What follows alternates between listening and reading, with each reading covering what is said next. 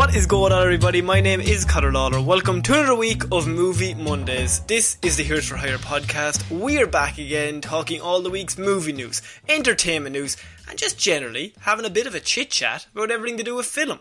As always, I am joined by my partner in crime, who's sadly not in the same room as me this week, Mr. Shaun Mean. Shaun, how's it going?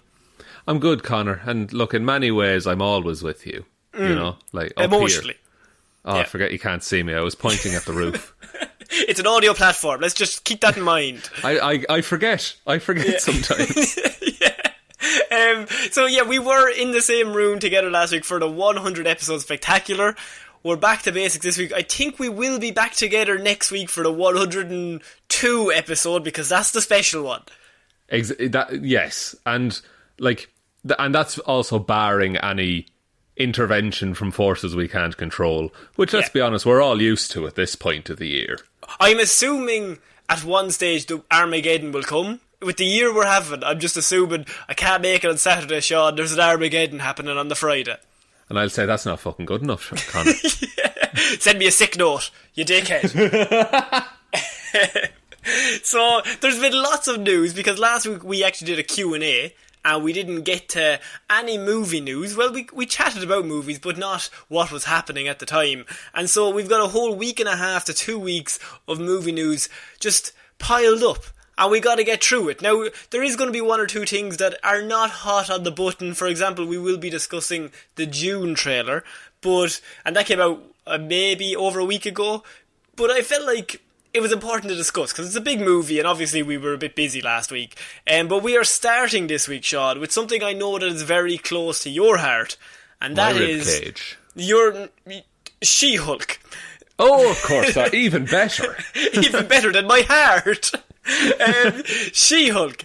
So the Disney Plus series, they are doing a Disney Plus series of She-Hulk, and they have finally cast the lead actress to play the character, and that is Tatiana Maslany. I hope I'm pronouncing that correctly, but she has been cast in the role. Variety has confirmed. Shaun, what are your thoughts on this?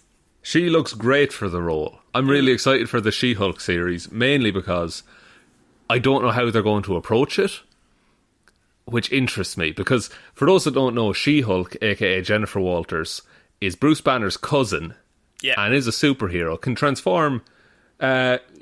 Depends which version you read. She can either transform at will. In some versions, she's always She-Hulk, but he was in Endgame.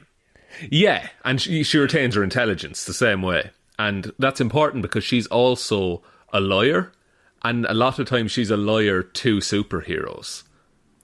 She was a lawyer to Spider-Man, wasn't she, at one stage? She was. So the plot of it is Spider-Man sues the Daily Bugle for defamation. For looking for pictures of Spider-Man constantly. Like, get out of my fucking face. And they think, like, okay, I was going to say J.K. Simmons. J. Jonah Jameson. No, they're the same. They're the same man. He has enough money. This could set Spider-Man and his whole operation up for ages. But it's decided then that the fault lies with Peter Parker because he took the photos and sold the photos. So Peter Parker's basically suing himself. Yes, so Spider-Man goes to She-Hulk and is like, oh, look, Peter Parker, he's a good guy. He can't afford this. I'm dropping the case. And She-Hulk's just like, you could be a millionaire. So that's kind of her role in the comics. Also, she is very similar to Deadpool in that she breaks the fourth wall all the time. Is that correct? Yes, she is aware that she's a comic character. Yeah. And she's just she's a very cool character to have. And I think with Mark Ruffalo, he's done very well as the Hulk. But She-Hulk is such a cool character in her own right that I think it was always a good idea to have a Disney Plus series with her in it. Because I think she's a great Disney Plus series character, if that makes sense. Maybe not movies currently, because I think Ruffalo is still in or out, we don't know. But maybe if you did a Disney Plus on the side and then brought her in after you introduce her that way. Yeah, and it's a good way to introduce other characters as well, because through her you can introduce, like, street-level heroes who maybe are just finding their feet and things like that, and then they can become Daredevil, more established. maybe in a Netflix format. Well, the parallel's there if you look at it. Like, Daredevil is also a lawyer who fights crime. You know, so, like, in a way, Daredevil or She-Hulk can kind of fill that role on Disney Plus, if you get me. Imagine if this was a courtroom drama. Just the two of them arguing back and forth. Just a blind man shouting at a big green woman. Hey, you! Come here! But he doesn't know, and no one's told him she's green. Yeah, everyone's told him she's 5'1". Alright, you dickhead. But I just think that it's a really interesting character to base a show around, and I like that they're not that it's taking a risk so much, but they're doing something that's not predictable. And I think that's why Disney Plus is there. Like, Disney Plus is there so you can try shit. Like, just throw stuff at the wall. Not that this is shit, I'm saying, but Disney Plus is the perfect outlet for your mad ideas. That maybe you do a She-Hulk movie, maybe it would make $500 million. It might make only $200 million. Whereas if you do the Disney Plus series first, introduce her, and then if she gets seriously popular that way, then you can bring her into the MCU and have her on a wider audience scale. Exactly, and because Spider-Man's going to need a lawyer at some point, like Tom Holland. He's going to sue himself. He's going to sue himself again. But like, he's getting sued for being too damn charming. Damn you, Tommy Holland. Those baby blues are illegal, sir. But it's cool as well, because with the Disney Plus stuff, from everything we've seen, like behind the scenes and trailers and everything like that, they look to be putting movie level budgets and production behind what is essentially like television shows. But that's because Disney own everything. Disney own everything, and they can not only can they throw things at the wall and see what sticks, they can follow that up with a big pile of money that completely knocks over the wall. Yeah, and if you don't like it, they'll just tell you that wall never existed and build another wall 5 meters from there. What about this new one, huh? That's a pretty good one. They'll charge 30 quid to look at that wall, even though that wall is becoming free in December. Even though that wall is Mulan. Damn you, Disney Plus! Curse you! Also, Tatiana Maslany is an incredible actress. People would probably best know her for being in Orphan Black. I think that's run for like 5 seasons, I think it had. And she was nominated for 3 Emmys and a Golden Globe during the 5 years that it was on. And she won the Emmy for it in 2016. So this isn't just someone they found off the street. This is probably one of the best actresses working today. Yeah, and like can clearly, do long-term good performances in a show. Like, it's not just a one and done. It's like consistently delivering excellence. Because that's an interesting concept. Like, to be in a show like this, it's very different from, say, doing one season of something. And you come in, maybe even just do a few episodes. Like, if you were the lead character in a show, you have got to carry that whole show. Like, Stephen Amell has that whole thing with Arrow, where by the end of it, he was just exhausted. Because if the show is called Arrow, and you are Arrow, then there's maybe, 200 scenes in an episode. You're in 197 of them. So you are there all day, every day, for years. Yeah, like, you are in that machine. That is your life at that point. So, like, I think they've found a good person to carry that. And someone who has experience working, as I said earlier, like a long production schedule and a repeated production schedule, but also, like, Orphan Black is one of the best shows that to be made in the last few years. So they know quality, like, and they know what a bad set would be like if they were on it. And so she might walk in, and she's obviously not going to start pointing at people saying, you're wrong. But if she walks out and goes, I think we could improve this. This is not so great in the first season. Sometimes what happens is someone gets cast and they're kind of like, I don't know, deer in the headlights. Like, you get cast and you're like, I'm just happy to be here. But she has been on Orphan Black, which, as you said, is one of the best shows. So she's going to walk in going, we can do this better. Like, this is a 6 out of 10, but we can move it up to an 8 if we just do this instead of this. And yeah, and the key there... Sorry, go ahead. I was just going to say, that can only make the show better in the long run. Yeah, and the key there is that Disney need to, like, not be Disney about it and to trust the people working on the show. Never going to happen. Never going to happen. Actually, let's ask a focus Let's write She-Hulk off altogether. So yes, Tatiana Maslany has been cast as She-Hulk. I think it's great casting. I'm looking forward to She-Hulk as a show. I think She-Hulk as a character is just really fun. and she could get the same cult following that Deadpool has. She just needs the platform. Exactly, and it's family friendly. Yeah. Okay, so we're moving on to our next piece of news, and that is a pandemic heist movie, Sean. For the times that we're in it, you know what I mean? The global bastard sweeping the world.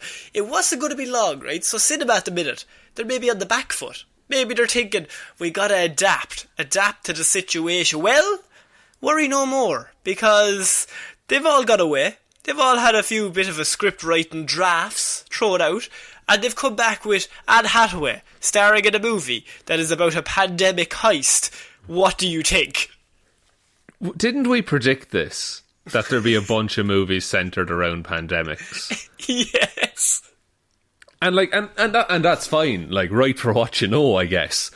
But this is a movie that what way are they planning for this to be successful? Because if they release, you would think that you would release it during a pandemic, right? So now, really, to maximum brand recognition, you know. But also, if you release it, no one's going to go. Yeah, no one's going to go to the set. No one went to see Tenet. It's a double-edged sword. And then if you release it after the pandemic, no one wants to remember the pandemic. It was 2 weeks ago, and they released this movie like, fuck off. We just got out of it. Why are you showing this to me? Let it die. And it'll be one of these things that's studied by historians in the future of like, yeah, this is how they coped after the, you know, just before the world ended. They all watched Anne Hathaway be in a socially distanced heist movie, which I would argue most heists you stay away from people. You gotta stop being socially active when you're doing a heist. Do no chatting to anyone. That's rule 1. Rule 1, I've seen it from Ocean's 11. Nobody talks to anybody. Rule 2, wear a mask. Actually, yeah. Cameras are everywhere. You gotta cover that identity, Anne. Is this all we know about? Is that just Anne Hathaway is in a socially distant heist movie? Doug Liman will direct it. So what has Doug Liman directed? Doug Liman has done Edge of Tomorrow with Tom Cruise. Oh, right. His credits also include The Bourne Identity, Swingers, and Jumper, Hayden Christensen's finest hour. Do you know, I'm not mad. It's a good director. It's a good director. I forgot that Edge of Tomorrow was a good movie for a second. I forgot that I liked that movie. Yeah. But I also think this movie doesn't sound fun. He's also said to be working on the movie with Tom Cruise in space. So he's a busy man. He's sending Tom Cruise to space and Anne Hathaway into a movie about the pandemic. Which of those two movies do you think demands more of his attention at the minute? I mean, I think Tom Cruise demands 24/7 care. Just attention at all times. Like, if you look away for 5 seconds, it is a toddler with a blowtorch. Like, he will set something on fire to get you to look back. Kill himself and everyone around him. Look at me, I'm doing backflips. No, yes, Tom.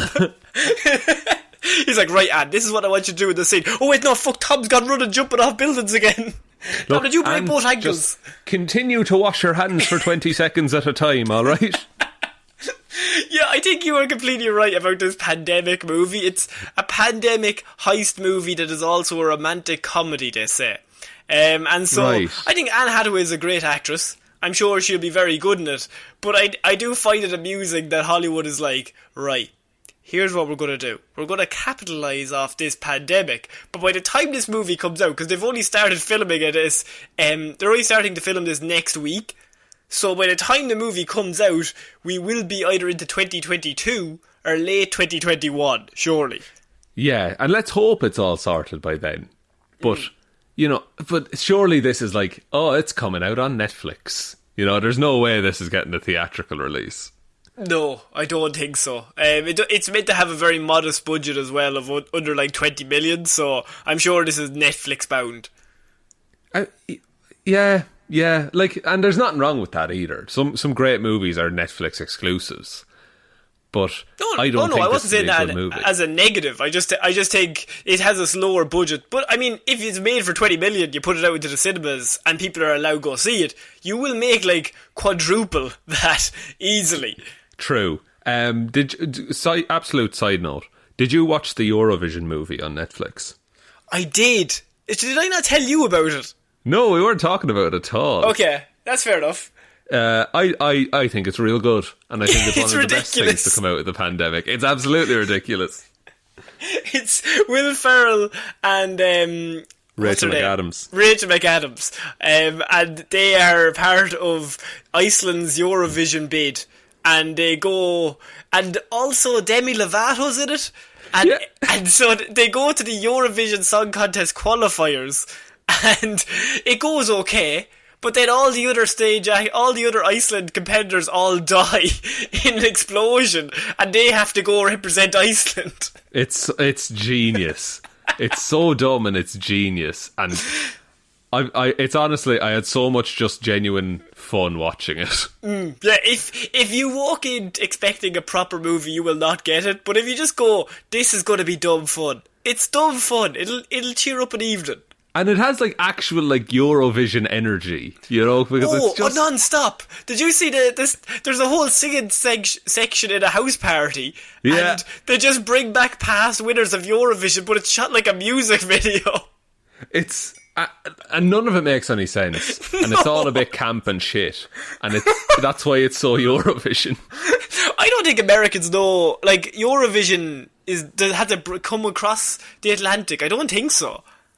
They have like the Great American Song Contest. I think that they have this year or next year, surely. But we would recommend that. That'll be a good opener if you don't know what we're talking about here. Yeah, watch that. Then watch every previous Eurovision, and just hate yourself. It's terrible.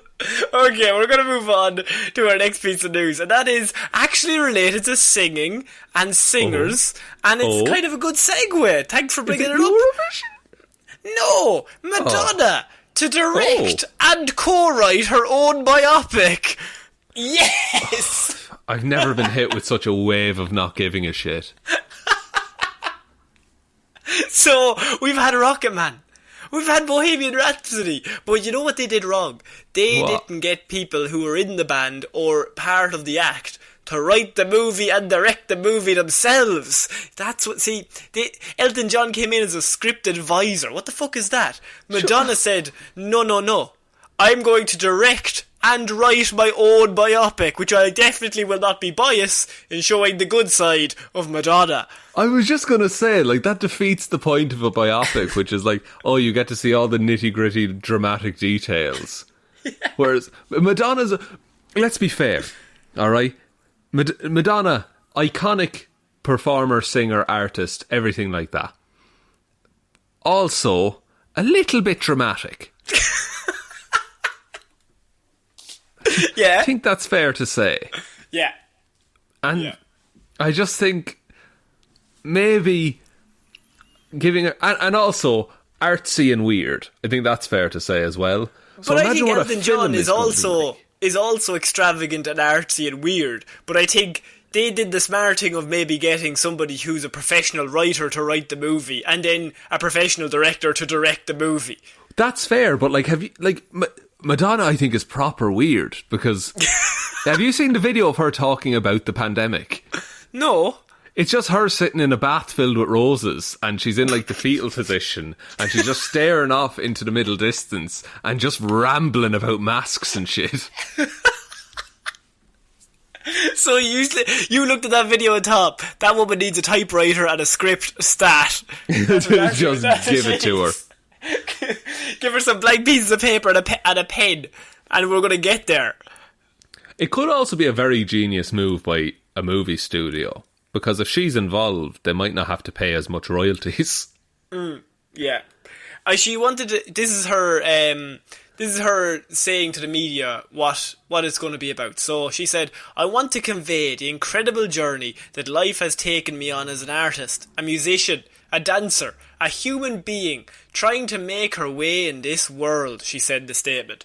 The focus of this film will always be music. Music has kept me going, and art has kept me alive. There are so many untold and inspiring stories, and who better to tell it than me? Maybe a filmmaker? I think even on the most basic level, would you like to write and direct a movie about yourself? No! No, I don't. Because no. for exactly the reasons I've been saying, is that everyone who thinks about that movie is just going to say, yeah, but he made it look good, didn't he? He'd want it to look, he'd want to show himself being great. And that's true, I would. I was saving all those kids all around the world in orphanages. And like, now, my biopic would essentially be, I mean, we'd have to cast you, first of all. Retired space cowboy Shaun Meehan, who saves kids from orphanages. Swallows nuclear bomb to save city. And that's just the first act. We haven't even gotten to the dramatic bits. Oh, that's pre-titles, my friend. Pre-title. Then it pops up, Shaun, in big bold writing. It's not Rocket Man, it's not Bohemian, it's just Shaun. Have you seen Shaun? I haven't seen him recently. No, I meant the fucking movie. No, I haven't seen it recently. No, it's really good. It's really good. I didn't expect so much sex scenes, but he put them in there. You have to respect it. Pre-titles and everything. Everything is pre-titles. The titles come at the end. It's how I trick people. They're like, who's this clever about? And then nobody says your name in the whole movie. Hey, buddy. Hey, you, hero, come here. I'm not the biggest fan of biopics. I probably won't watch this one, much like I haven't watched the other ones. Yeah. But I also think it could be really, really, really, really bad and interesting at the same time. I think I'm more interested because she's doing it herself. Because it just could be mental. If this was just like a vague Hollywood production company was making a Madonna movie, you wouldn't care. I think this could be The Disaster Artist. Or like The Room. I'm back in.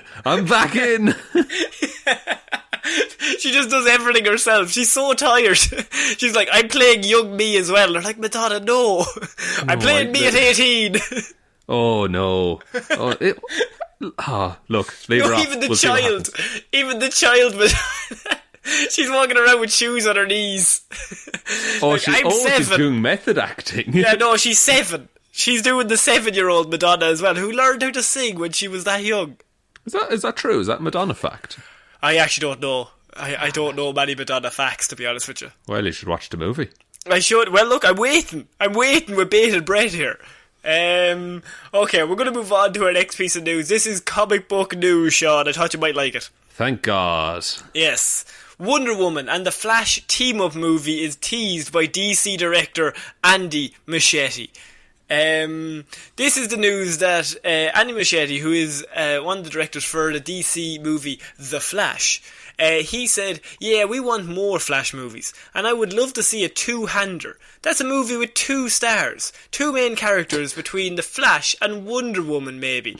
I think they'd be the perfect odd couple, best friends, and I think they would solve a lot of problems in the world with little or no violence, which is always a plus in my book. Sean, there's a lot to delve into here. There is a lot to delve into there. Okay. To start off. Yeah. Of course he wants more Flash movies to be made. Yeah, he's the director. He's directing the Flash movies. Oh boy, I would love more of these. I sure would love more paychecks and such. Now, the Flash movie has been in developmental hell since maybe 2015. So I don't think he should jump too far ahead of himself here. We need to get one out before we start moving on to team-ups. Exactly, and this is what we've always said about DC, is make a good film first, and then start putting them with other people. No, he's already thinking about the team-up in number 2. He hasn't even finished number 1 yet. Yeah, and I like how he explains the famous movie industry term of a two-hander. I noticed that as well. I would love to see a two-hander. That's a movie with 2 stars. 2 main characters. You won't know this, commoners. I feel you could get that by context. And also, that's not a phrase.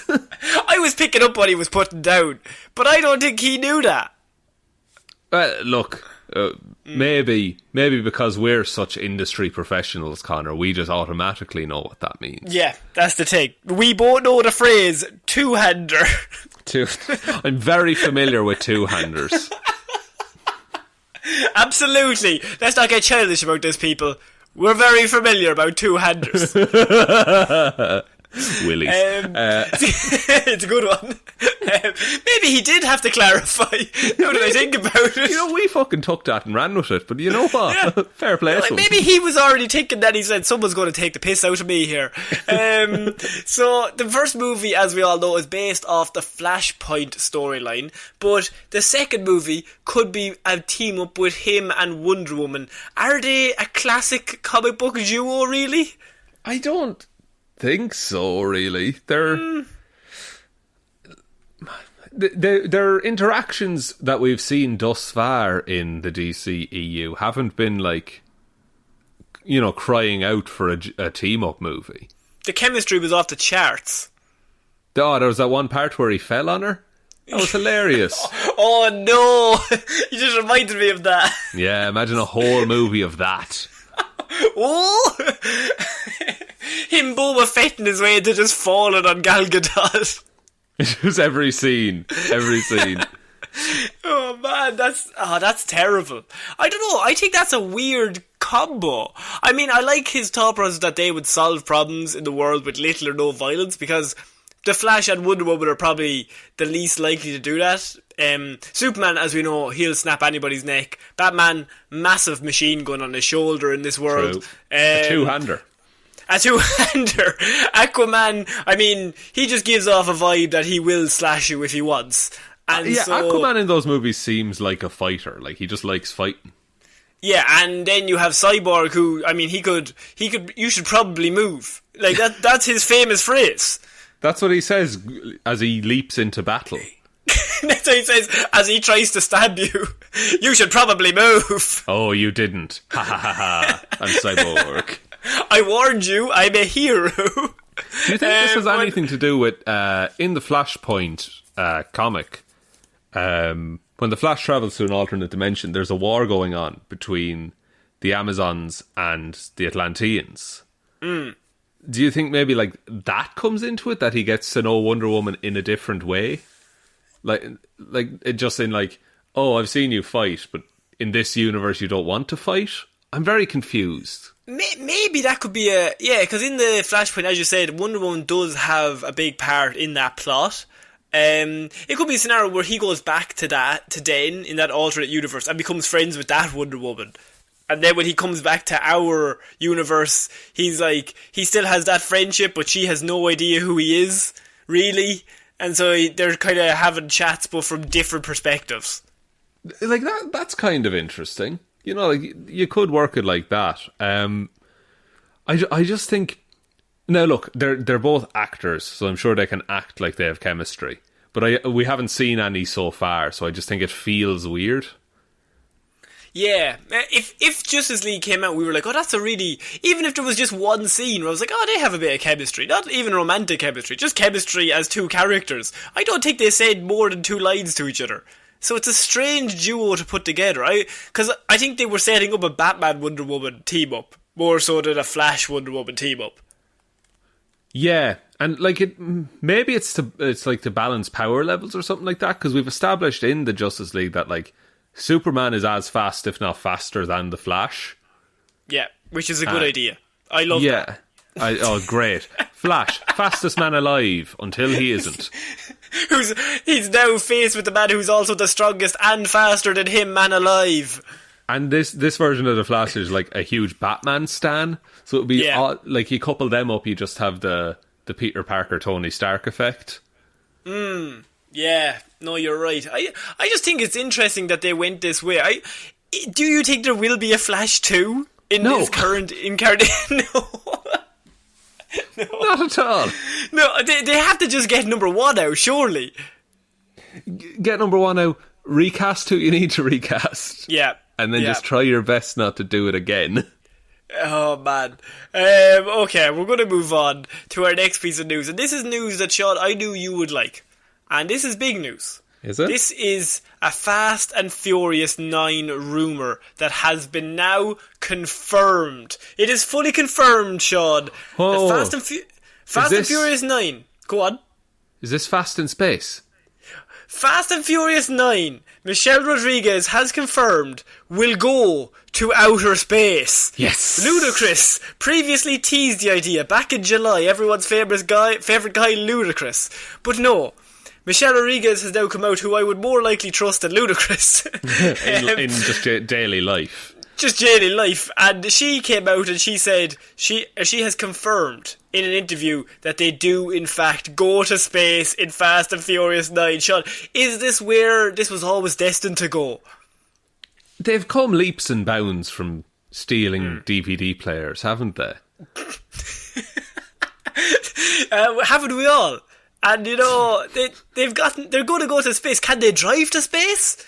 Is there going to be a scene where Vin Diesel is driving a rocket, somehow trying to drift it? It's very possible. Do they Tokyo drift with the Mars rover? Is that where this is going? Tokyo drift with the Mars rover. And Jason Statham is still there, and he shoots the main character at the end. Yeah, and then he comes back for no good reason. Oh, that'd be good. It's on a time jump. Oh my god. So what happened was, I think was it number 7, that we found out that number 7, 6 and 5 were actually set before Tokyo Drift. So they actually went back, right? And it was a bit of a time jump. But what if at the end of this movie, number 9, we found out this was set in the 1960s in America, and they were actually the first people to go to outer space, and not maybe they actually went to the moon, not Neil Armstrong. What are our thoughts? Oh, or what if they were on the back of the moon?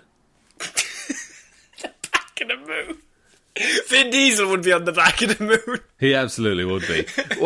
But also, you've raised a good point there. What if I was going to say it might be too crazy, but they're going to space. What if there's like a time travel element, right? And it's set 100 years in the future, where space travel is like perfect and normal. And so, are the cars floating, or do they still have wheels? Oh, they'd still have to have wheels. Yes, obviously you have to drift. What? Oh, wait. Like, because maybe they're all electric cars now. So it's a really... there's going to be a joke that they time travel to the future, and they try and outrun each other in electric cars, but it's a real quiet chase. And they're like trying to put NOS in. Like, quick, use the NOS! It's like, we don't use that anymore. And he pulls out like a Duracell battery and just shoves it into the dash. No, he tries to use the NOS and the whole city just goes out blackout. Fuck, we just knocked the electricity out for everyone. He's draining the grid. But I was so quick over that quarter mile at a time. Oh, pretty look, cool. I'm going to jump this in slow motion, dude. It's going to be sick. I mean, do you think this is a good idea? Because Seth Rogen came out and he said they went into a pitch meeting like 10 years ago, and as a joke he said, oh, they should go to space, and one of the producers said, not yet. and at the time he thought it was a joke, but now it has kind of come out that they were planning this all along. I mean, I love forethought being put into a shared universe. You know this. But in Hobbs and Shaw, it'd be the first movie in a few years now that would have forethought put in that was set in space. God, imagine it. Imagine that happening across a multi-billion-dollar industry. Oh, fuck! In Hobbs and Shaw, though, isn't there literal superpowers in that? Yeah, Idris Elba has superpowers in that. Yeah. I don't think anything's out of possibility now. Like they could end up in the MCU at this point, and I wouldn't be shocked. In the trailer for this movie, that number 9, is that not the one that Vin Diesel catches a car? A car gets thrown at him, he kind of catches it while he's standing on top of it. He does, yeah. Yeah. Or, I don't know. Well, is that the trailer for Bloodshot? No, they're standing on top of a car. It's on a highway, and the car is going, I could only assume, at like, the speed of light. Like, it's very fast shot. Like, they're living 1/4 mile at a time. But somebody throws a car at Vinny. And Vinny, in his moment of need, he's on top of this moving car, and he catches the other car that's after being thrown at him, and like parries it off to the right. If you watch that trailer, he parries a car instead of, I could only assume, being crushed, which is what everyone else would be. Yeah, like it's not like he stops the car, but he does redirect it. Yeah, he takes that, he takes the momentum of the car out of it and redirects it, which I think is harder to do. Yeah, it's like he's like the avatar of car bending or something. Oh man, yeah, I don't know. I think this could be either an amazing idea or a terrible idea. Where do you go after space? Where do you go after space? More space? Deeper space? More space. Yeah, Mars? Yeah, like I think this one, they're just in space. Like a bunch of stuff just happens in space. I think the one after it, they land on a new planet. Do you know what this reminds me of? Go on. Saints Row. Yes! If anyone hasn't played Saints Row, please explain it to them. Okay, so Saints Row started off... Saints Row 1 is like a Grand Theft Auto clone. And it's just like... It's very similar to Grand Theft Auto. You just run around causing mischief. And then the second one got a bit more mental because they got like the Yakuza involved. Yeah. And then in Saints Row the third... all the criminals are like celebrities. And it's like Grand Theft Auto, but just like there's no rules whatsoever. So Grand Theft Auto is like still based in real life, but Saints Row is everything is just multiplied by 10.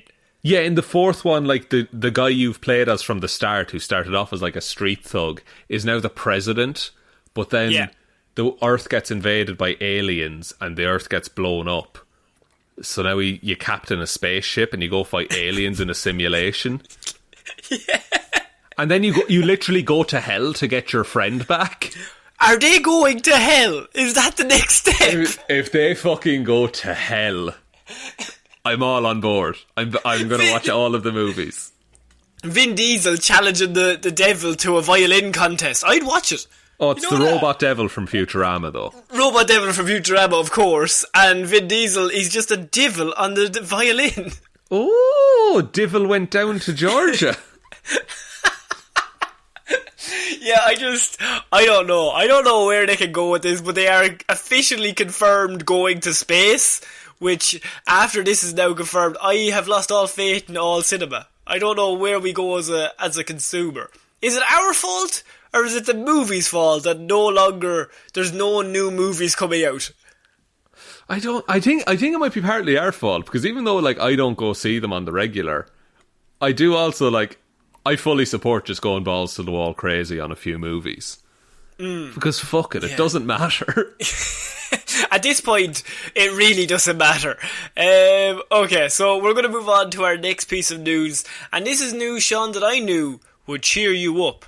And I'm saying this because it's definitely not going to cheer you up. I knew it. So there was a movie that came out last year, and it was one of your favourite movies. You said it was actually your best movie of the year. It was Joker, everybody's favourite movie. I thought it was grand. Yeah, many people loved it. It was a cool insight into the dark world of the Joker. That kind of stuff. It wasn't for me, but fair enough. But I thought, we'll be one and done, and we'll be out. And it'll be absolutely fine.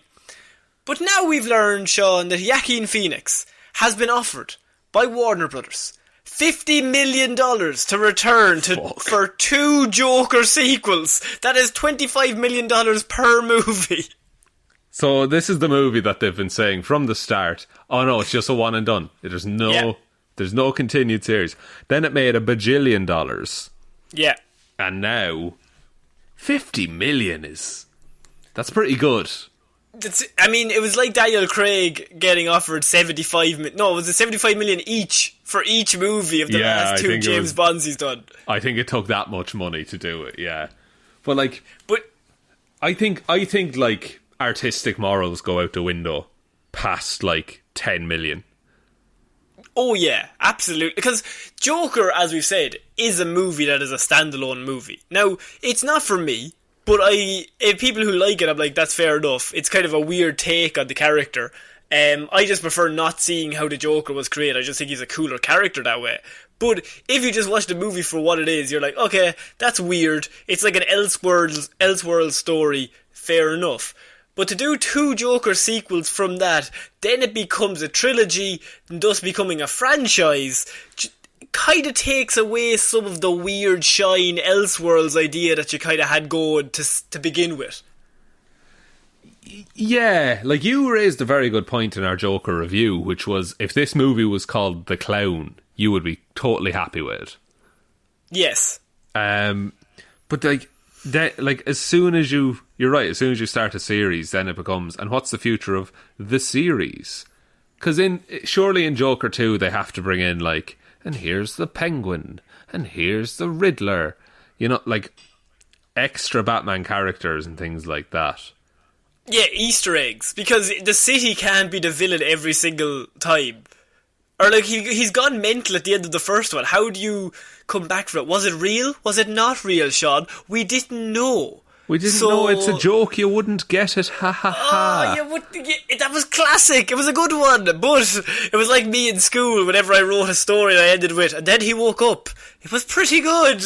But you have Joaquin Phoenix being offered $50 million to return for Joker 2 and Joker 3. So there is going to be a trilogy, and they're hoping to have the movies ready to go in 2022 and 2024. That's a quick turnaround. Yes, because he did take home the Best Actor Oscar earlier this year, if you remember correctly. And it made more than $1 billion at the box office, making it hugely profitable. And so I think this was always lined up, but it's really sad that they did it, because I think it's going to ruin the first one. That's very true. Can I just make a couple of predictions here right now? Please. Okay, well, first of all, Joker 3... that's going to be Joke 3R, is how that marketing is going to work. Oh, yes. I'm already in. Please. And then Joker 2, it's going to be... The closing shot, it's going to be the Joker's face, right? You're with me here? With you. Overlaid over that is the word Joker. And then it fades to black, but the 2 blue diamonds stay. The 2 blue diamonds on his eyes stay. And then that's the 2 in the Joker 2 logo. Oh, I would have said they would have turned the R into a 2 for some unknown reason. I don't know how they would do it. Joke 2, joke harder. Joke 2, this time it's personal electric boogaloo. It's I think they're not going to be as I was going to say good, but they're not, I think, going to be as critically well received as the first one was, I don't think. Because now they have to, first of all, they have to live up to the first one. And the second one is now going to set up the third one by design. Yeah, and I think the first one lived a lot off the controversies. Like, the controversy of the first movie was what drove the sales. So you had to come down on one side. Either you were like, oh, it's like dark and edgy and it's cool, and like anyone who doesn't like it and doesn't like the controversy is a dickhead. And then on the other side, it's like, we shouldn't be showing this. This is promoting violence. And that was really what sold the first movie for a lot of people. People either went to go see it because they didn't like it, or they went to go see it because they were like, oh, I like it now because it's against the culture to like this kind of stuff. And I think the second one won't have that same oomph because you've already done it once before. Yeah, and and it will raise the inevitable question of like, does this tie into Matt Reeves as the Batman? And director Todd Phillips will be returning all 3 times. Hangover 1, 2 and 3 director Todd Phillips. Our favourite director here on the pod. See, I think as well, from what we've seen of the Batman, that looks like a more violent and brutal universe. So I think you're right that this won't even have that to ride on. As like, oh no, this is like the gritty DC story. Do you think they'll bring him back to put him in with Pattinson? I don't know. I think in their head, everyone, like all the suits in DC want that. Or everyone in Warner Brothers wants that. But I don't think it's the right call. I think just let Pattinson's thing be its own thing. Because that's already being a trilogy. I also don't think it's feasible, because if Pattinson is maybe in that movie, I'm trying to think, is he like 8 when you come out of the cinema? Maybe 10? Yeah, so 10. Pattinson is what, 25? So it's 15 years later. Joaquin Phoenix looks the exact same 15 years later, I suppose. Yeah, I mean, how old is he in Joker? Like 40? I think he's 40 himself, yeah. Yeah, so 20, like, I know we always say that, you know, the Joker will never beat Batman hand to hand, but is, you know, 25-year-old Batman versus 55-year-old Joker, is that a fair fight? I think he's going to break that old man's bones. I think that old man's bones might break himself eventually. Yeah, and I don't think he's even that old. Like, 55 isn't that old, but if you're coming up against a 25-year-old, they don't do that in UFC.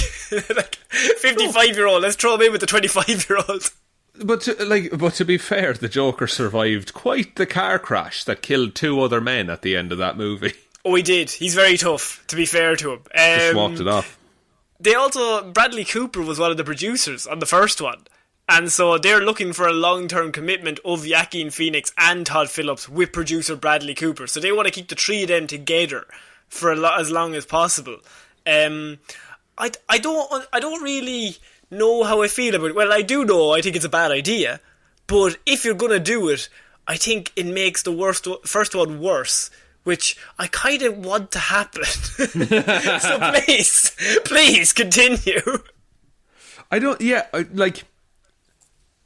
It might make the first one, like, it has a different weight in retrospect. I don't, like, the movie is staying the exact same. It's just how we view it, if you get me. Like the way watching the first 4 seasons of Game of Thrones is pretty rough now. You know what? I was thinking about that last week. That is so weird. Because I was just like, has there ever been a show or a movie that has so impacted the good bits of that project by being so bad at the end? I don't think so. Because, like, if you look at, like, Lord of the Rings, Harry Potter, these are massive series that years after they finished are still going strong. And, like, Game of Thrones finished last year, and no one gives a shit. And it just vanished. It just... And that was the show that won so many awards. Like, Breaking Bad and Game of Thrones were like, what's your favourite shows? Oh, it's Breaking Bad and Game of Thrones. Yeah. And, like, it's one of them. And Breaking Bad, they stuck the landing more than Game of Thrones. I don't think there's ever been a show that didn't stick the landing as good as Game of Thrones, or as bad as Game of Thrones did, having such high highs before that. Game of Thrones missed the landing and landed on the detonator for an orphanage. And so you're saying the Joker will be the movie version of that? I'm saying it is possible. Okay. Okay, so we're going to finish off our Movie Mondays talk this week with the big trailer that came out last week, and that is the trailer for Dune. Not July, Sean. Fucking hell, Connor, you've been workshopping that one. I got a few lads in, we went through a few drafts, and that's what was the best we could come up with, to be honest with you. But what I will say is, before we start this, one of our Patreons, Mr. Ed Ball, is possibly the biggest fan of Dune I've ever met. And so I'm worried that we are idiots, and we may butcher this, our review of it. Because I will admit, I've never actually seen Dune. You are reading Dune currently as we speak. I am currently reading Dune. Currently as we speak. Yep. And so that is where we are. So we can only... I'm kind of watching this as a complete novice, just somebody who goes to the cinema, sees a trailer for something, and Sean, you have a bit of knowledge, but not a lot. I'll be honest, everyone, I have roughly 150 pages worth of knowledge. And it took you 4 months to read those 150. Some said you were a slow reader. Some said you couldn't read. You said no. I'll power through. And to those I said, could a man that couldn't read do this? And then I stared at a book for 40 minutes. Didn't turn the page. Just really confused. No, you had to finish the page before you could turn it. So this is the first trailer for Dune. Sean, what did you think of the trailer? Just overall, we can get into the nitty gritty after that. Okay, so this trailer looks really good. It looks like a world that has been lived in. And Like, it looks faithful to what I imagine the books to be like, which I think is quite good, but I also have a very surface level understanding and respect of the books. I can't stress this enough, lads. Yeah. Cannot stress this enough. He is dumb as shit. Don't Please take continue. it as bricks. So, Take it. I like the scene of the old woman telling Timothée Chalamet to put his hand in a box, right? Yeah. That is the opening like chapter of the book. Right, okay, so that's his training to be like the best he can be. It's not so much a training as it is a test to see if he's from what I can understand at the minute, he's like kind of a chosen one type deal. Yeah, because the first book was written in 1965, and so I've done a lot of crash course studying over the last week to try and get ready for this review. And what I was getting was, because it was written in 1965, this kind of spawned a lot of there's a chosen one of the story from Star Wars and stuff like that. Yeah, and like it's going to be quite cool now to see, because there was a Dune movie before this, but it wasn't great. Oh yeah, David Lynch's movie. Yeah, and this seems like it's leaning much more towards kind of, how to put it, like the box office adventure-y type sci-fi movie. Like, I feel there's and it's because it's weird talking about Dune now, because a lot of my reference is like, oh, it's like Star Wars, but like Star Wars is a lot like Dune. Yeah, in reality, like yes. George Lucas was just like, that looks pretty cool. Yeah, so you can see elements of Star Wars in this trailer, which is directly referencing from Dune. But it's interesting that those are the elements they use to appeal to a broader audience. You know, it's like Star Wars distilled it down into mass appeal. And I think a movie like this kind of needs that bit. I think a lot of people who would be diehard fans of this, they would want it to keep that weird edge that it has, or like the quirkiness of that. Like, this is like Blade Runner 2049. Like, it's an amazing movie, but I don't think they did it as well as they could to make it not mass appeal, but make it so that it'll make enough money that they'll keep doing them, get enough people in. And I think this has done that. This is only one trailer, but I think this is definitely making a better attempt at it. Because as much as you want anything to be like, right, we're just going to make it just like the book, we're going to do this exactly the way it is, and it might be really cool for the diehard fans and people who love this stuff, but you also need to get more people into it as well. And a book is very hard to adapt at the best of times anyway. So you kind of need to, even for the first hour, talk down to everyone like they're idiots. This is a thing. They're all looking for this. Okay, now let's move on. Yeah, see, there's a lot of in the book at the minute, and look, spoilers for all of this, but I don't know enough to actually spoil shit. Okay. There's a conspiracy at play as well. So if you think of it, that there's two families who are both very powerful, but one wants more power than the other. Yeah.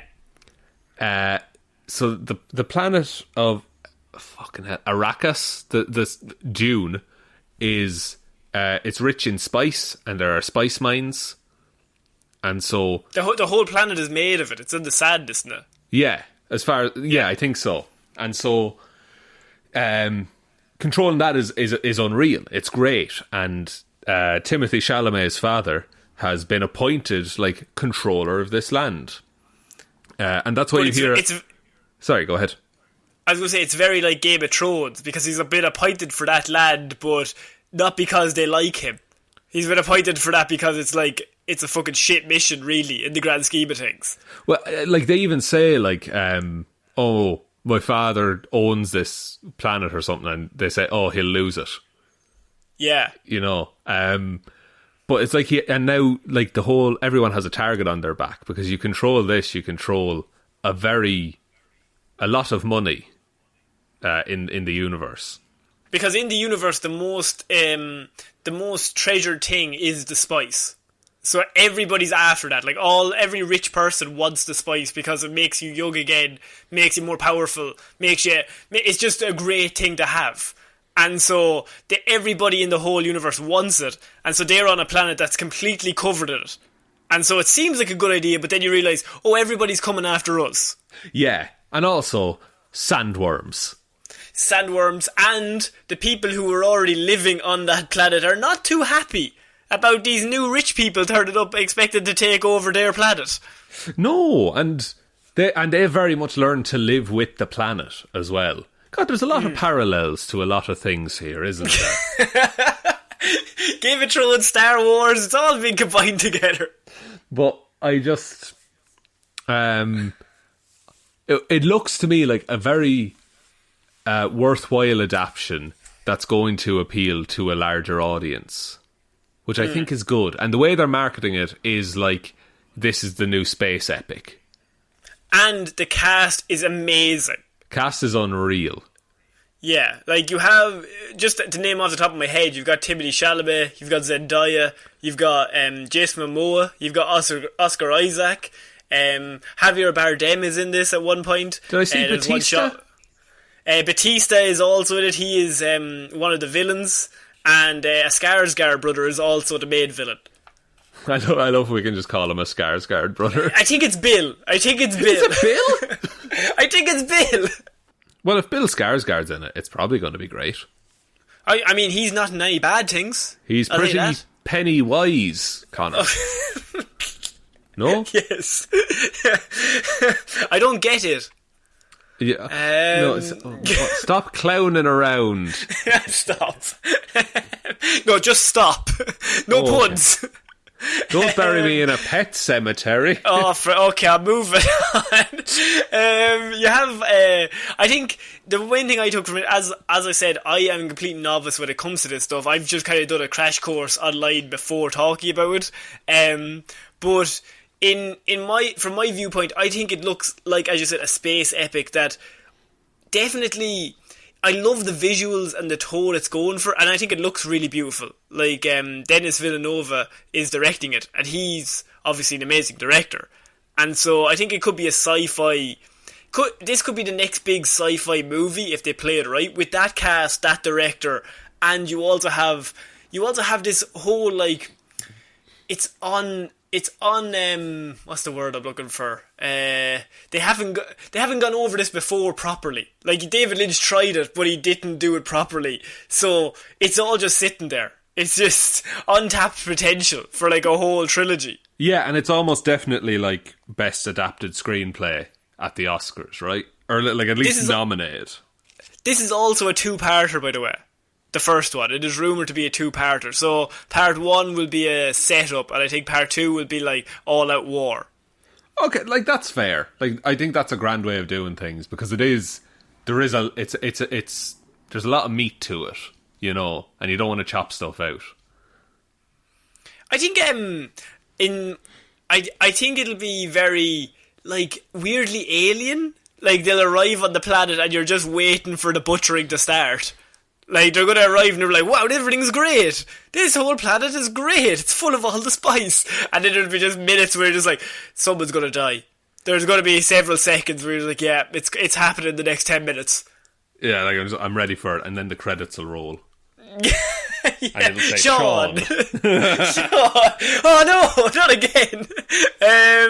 Yeah, I said I just like the visuals, the tone, and I just think it looks beautiful. And I think the action, we got a very small bit here, the action does look good. And Timothée Chalamet, and when him and Zendaya were together, all I kept thinking was, I kept viewing him as Tom Holland, even though that's definitely not Tom Holland. I just associate the two of them being together. Oh, they're a two-hander, like, it's... They're a two-hander, they come together. So are you excited about this movie? This is like the first trailer, so this is kind of a setup for what probably we'll be getting in later trailers. No, I actually am excited for it. I think it looks good, and just... I think it's going to be a good movie. The book, from what I've read, I really like it. I just haven't had the time to, like, properly sit down and finish it. But I can watch 2 hours of a movie. But I can't read. But what can you do? So yeah, I think that's it for this week's Movie Mondays. Yeah, I think the Dune trailer looks really good. We'll probably talk about more when the second and third trailer comes out and we get more. It won't just be shots. I'm sure they'll drop some more things in each trailer. So a little more plot. Yeah. Do you want to take us out, Shaun? Yes, thank you everyone for listening to this episode of Movie Mondays. We will be back on Wednesday with Weird News Wednesday, Friday with Hero or Zero, and next Monday with another episode of Movie Mondays. Big thank you goes out to everyone who supports us over on Patreon. That's patreon.com/Heroes for Hire podcast, link in the description if you're interested. But special big thanks goes to Charlotte Williams, Ciara Lawler, David Clarke, Ed Ball, Joe Burney, Ray Ging, Roisin Hally, Ryan Evanson, Shaun Jamieson and Dominic. Thank you all so much for your support. It really means a lot, and we hope none of you... Ed, I know, I'm sorry about the Dune stuff. God, I wish I could be better. If anyone else is a Dune fan, I'm sorry. You let them all down. I let the side down. I have the facade of idiocy. You do not have that. I had one job, and that was learn what the Eternals are. And then my second job was Dune. Learn what Dune is. And I've done neither of those effectively, so I'm sorry. Damn it, Shaun. Also, we will say that we released our Patreon exclusive Lazarus Pit on Saturday. Sorry, Connor, what did we release? We released our Lazarus Pit episode. What do you call them? Is there like a 4-letter word we could use to sum up what that is? Lazarus Pit episode now. Le Pin. It's Pelp. It's the Patreon exclusive Lazarus Pit. It's called Pelp, and we all get pelped up every month. Nobody gets pelped up. I do. We watched The Incredibles movie, which is my favourite movie, and we did a review of it. So hopefully you will head over there. Anyone who gives $5 or more a month gets complete access to every single movie review we've done on the Pelp. So that's going back the whole way to February. So you get an extra episode every single month. And like there's some good listens in there. And then there's also Daredevil, which is a terrible movie, but was fun to talk about. You can't make chicken salad out with chicken shit. You know what I mean? What? That's just, the movie's just there. Oh, right, okay. I thought you were taking lunch orders. Sorry, yeah, absolutely. But yeah, over on the Patreon, if you want to support us over there, thank you all so much. The best way you can ever support the show is to tell one human being that we exist. Just the one. Just the one, please. And then you can follow us on all the social medias. Twitter @Heroes for Hire Pod, the 4 is the number 4. Facebook Heroes for Hire Podcast. Instagram Heroes for Hire Podcast. Or you can email any questions or any messages to heroesforhire_@outlook.com. I think that's about it, Connor. I think that's it. So I've been Ciara Lawler. I've been Shaun Mean. I'll see you next week, guys. Bye.